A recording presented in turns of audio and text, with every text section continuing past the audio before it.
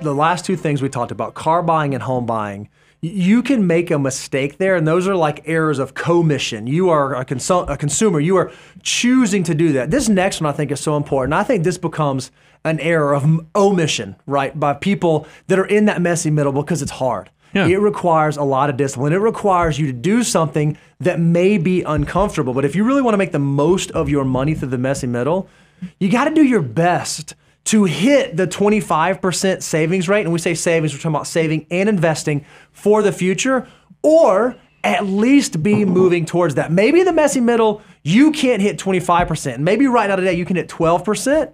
The challenge I would give you is, okay, how do I get to 11% next year? And then 13% the next, and how do I continue to move along the path in that direction? Because if you can, there's a really good chance that you're going to set yourself up so that your future self will say, man, I'm so glad I made those hard decisions when I made them. But Bo, it goes further than that. What's the why? And I love this because you came up with a lot of the underpinnings for this. We actually created a great illustration that we've put, and you can go to moneyguy.com/resources, download your free copy of this too.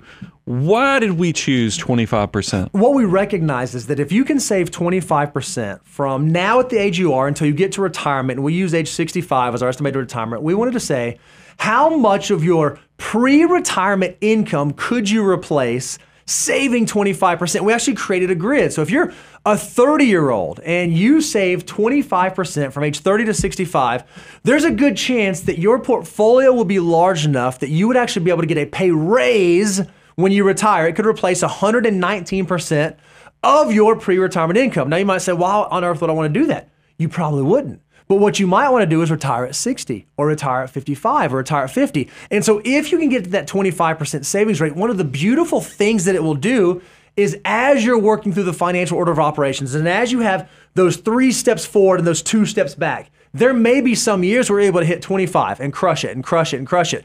But there might be some years where we're only able to hit 16. Well, in those years, Brian, when you started a business, you had those years. It was a messy time period.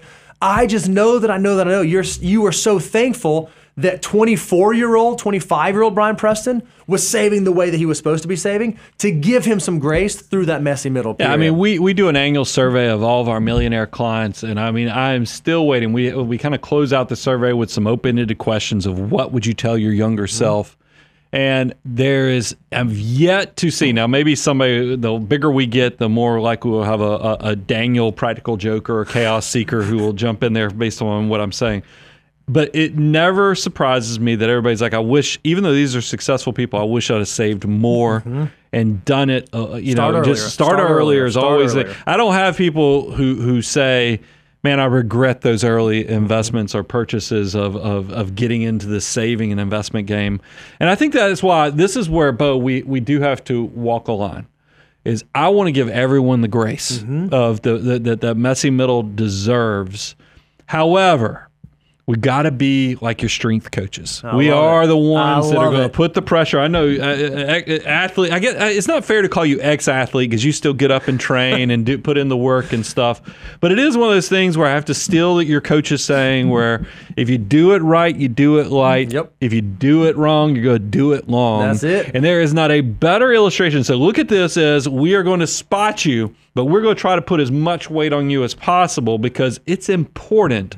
And this is probably, we are going to, in a minute, talk about your time as a component of how you allocate every hour that you have access to. But I want to talk to you about the component of time that goes into the money side of things.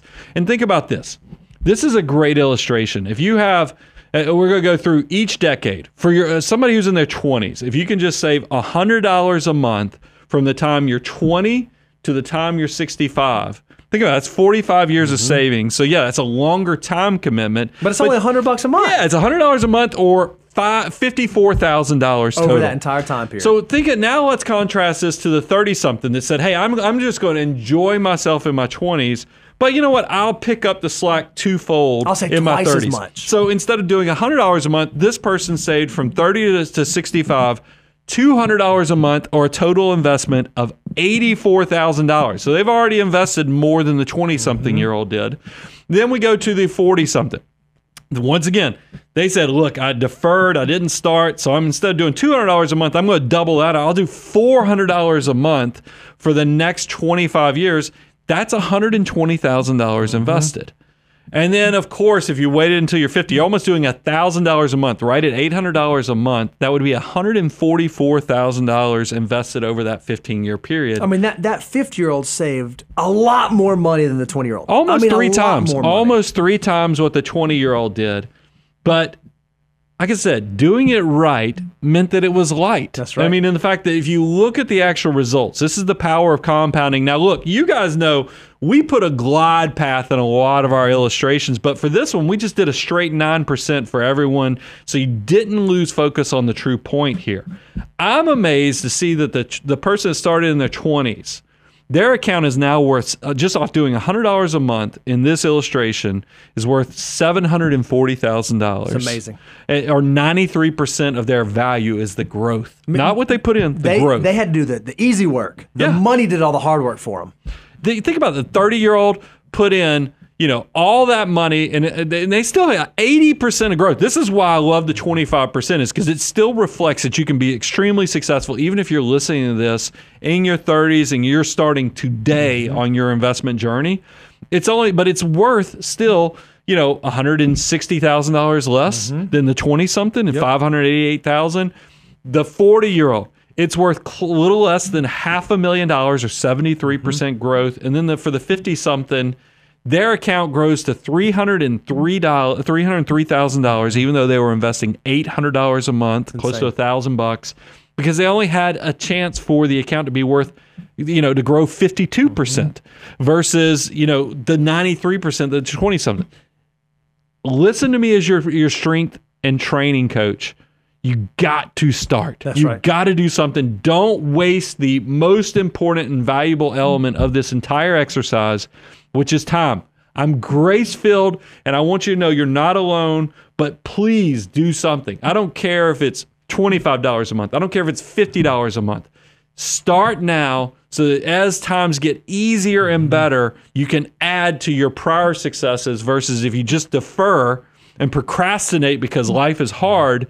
That doesn't fix. That makes it harder, even if you come at it 2, 3, 4 times harder than you would have if you started earlier.